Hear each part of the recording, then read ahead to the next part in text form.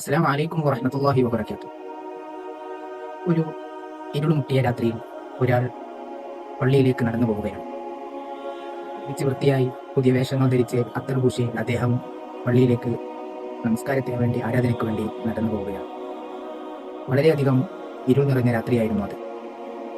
കയ്യിലൊരു പ്രകാശമില്ലാതെ അദ്ദേഹം ദുർഘടം പിടിച്ച പാതയിലൂടെ നടന്നു പോകുമ്പോൾ തട്ടിത്തടഞ്ഞ് വീഴുകയാണ്. ഡ്രസ്സ് മുഴുവൻ ചളിയായി. അദ്ദേഹം വീണ്ടും വീട്ടിലേക്ക് തന്നെ മടങ്ങി കുളിച്ച് വൃത്തിയായി പുതിയ വസ്ത്രം ധരിച്ച് അത്തർ പൂശി വീണ്ടും പള്ളിയിലേക്ക് നമസ്കാരത്തിന് നടന്നു പോവുകയാണ്. വീണ്ടും അതേ സ്ഥലത്ത് അദ്ദേഹം വീണു. വീണ്ടും അദ്ദേഹം വീട്ടിലേക്ക് തന്നെ മടങ്ങി. മൂന്നാം പ്രാവശ്യവും അദ്ദേഹം പള്ളിയിലേക്ക് നടന്നു പോവുകയാണ്. ആ സമയത്ത് പിശാച് അദ്ദേഹത്തിന്റെ മുന്നിൽ പ്രത്യക്ഷപ്പെടുകയാണ്.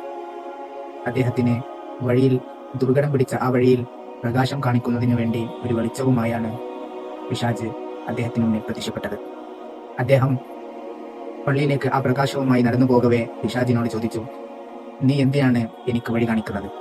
നീ എന്റെ എതിരെ പ്രവർത്തിക്കുന്ന ആളാണല്ലോ, എന്തിനെനിക്ക് വഴി കാണിക്കുന്നു? ആ പിശാച് പറഞ്ഞു, ഒന്നാമത്തെ പ്രാവശ്യം നീ പള്ളിയിലേക്ക് വന്നപ്പോൾ നിന്നെ വീഴ്ത്തിയത് ഞാനാണ്.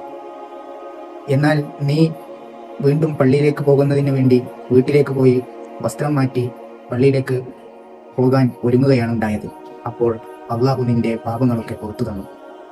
രണ്ടാമത് നീ വീണപ്പോഴും തിരിച്ച് വീട്ടിലേക്ക് മടങ്ങി വീണ്ടും പള്ളിയിലേക്ക് പോവുകയാണ് ഉണ്ടായത്. അപ്പോൾ നിന്റെ അയലുകാരുടെ, നിന്റെ കുടുംബക്കാരുടെ എല്ലാ ദോഷങ്ങളും നാഥൻ പൊരുത്തപ്പെട്ടു തന്നിരിക്കുകയാണ്.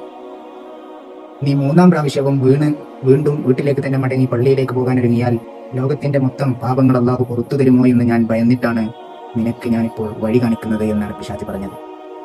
ഇതാണ് പിശാച്. എങ്ങനെയെങ്കിലും നമ്മുടെ പ്രവർത്തനങ്ങളിൽ ചുരുക്കം സംഭവിപ്പിക്കാനാണ് പിശാചിന്റെ തന്ത്രം.